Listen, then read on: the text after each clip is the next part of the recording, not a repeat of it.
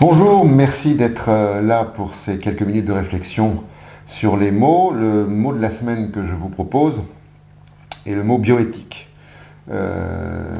Pourquoi ce mot bioéthique?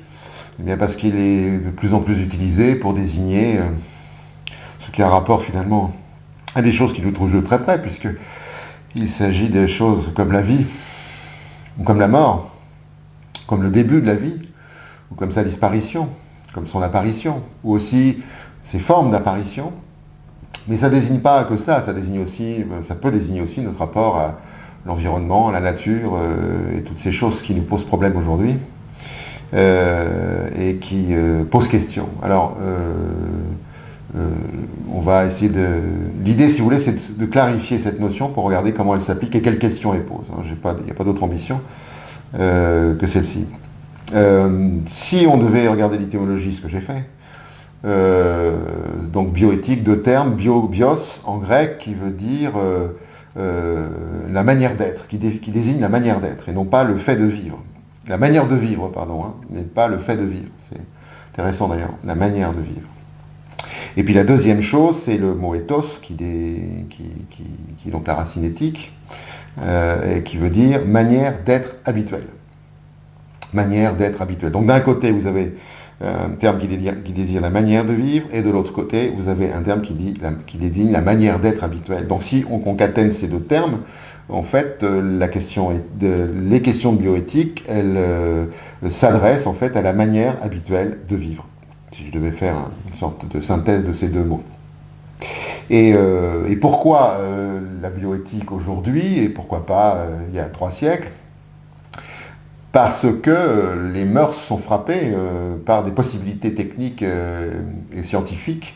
Elles sont interrogées par ces progrès, on va les appeler comme ça, et ça interroge justement notre manière habituelle de vivre. Et comme ça interroge notre manière habituelle de vivre, les questions bioéthiques consistent, en fait, nous interrogent pour savoir si nos mœurs, telles que nous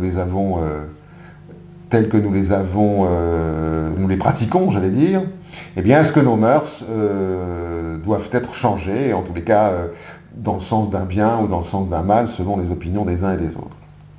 Alors, quels sont, dans le domaine médical, plutôt les problèmes qui sont posés et qui réclament une réflexion bioéthique? Je pense qu'il y a d'abord, dans les années 60-70, il y a quelque temps déjà, c'était l'avortement. Vous vous souvenez, pour ceux qui ont vécu ces périodes intenses de combat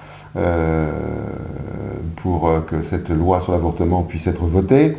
Il y a les problèmes de fin de vie qui sont beaucoup plus contemporains, même s'ils ont toujours existé, mais ils sont questionnés par la bioéthique parce qu'on est capable de maintenir la vie artificiellement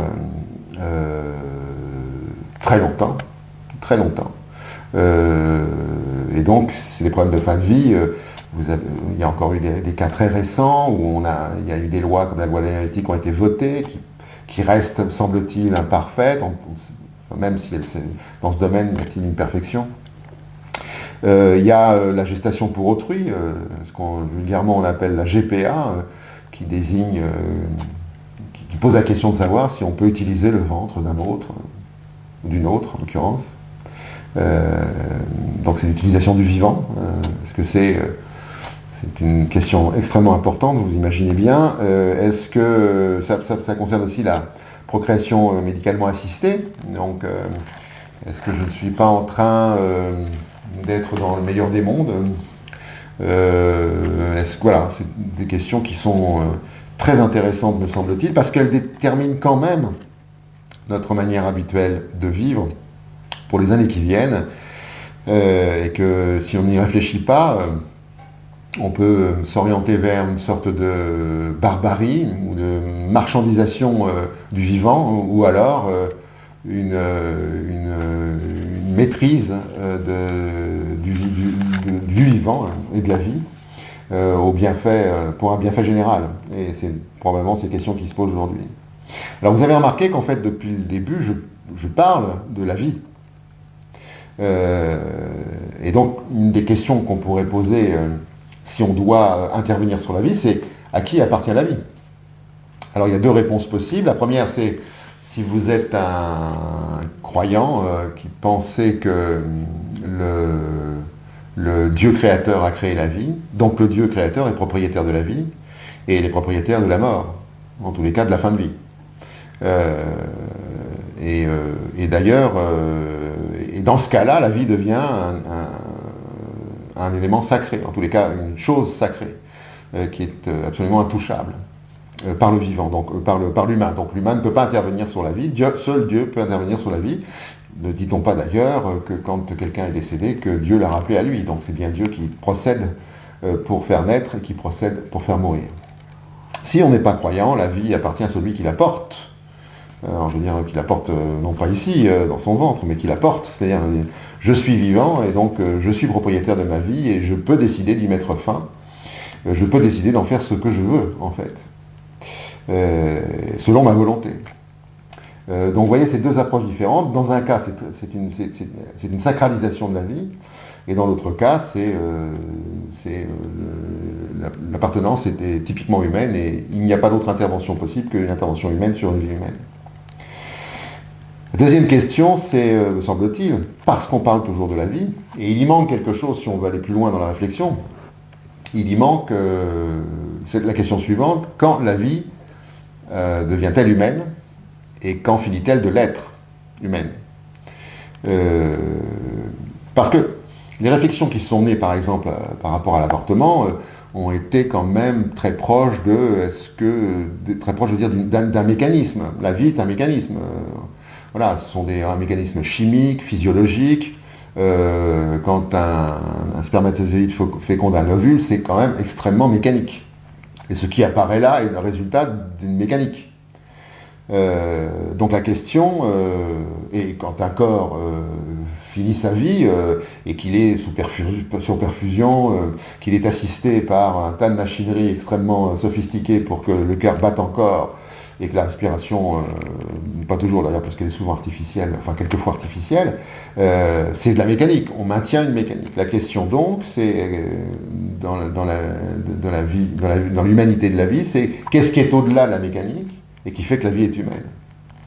Évidemment, je n'ai pas plus de réponses que ça, mais j'ai quelques pistes de réflexion pour dire qu'au-delà de la mécanique, il y aurait peut-être, c'est ce qui fait la vie humaine, peut-être, la capacité d'interaction que nous avons les uns et les autres avec notre environnement. Aussi ténue soit cette capacité-là, elle existe évidemment, et c'est ce qui fait que nous sommes des humains. Alors, certes, les animaux ont aussi des capacités d'interaction avec leur environnement. La deuxième chose, me semble-t-il, c'est la pensée, peut-être. Parce que penser est une activité qui va au-delà de la mécanique, bien que ça s'appuie sur la mécanique, bien sûr.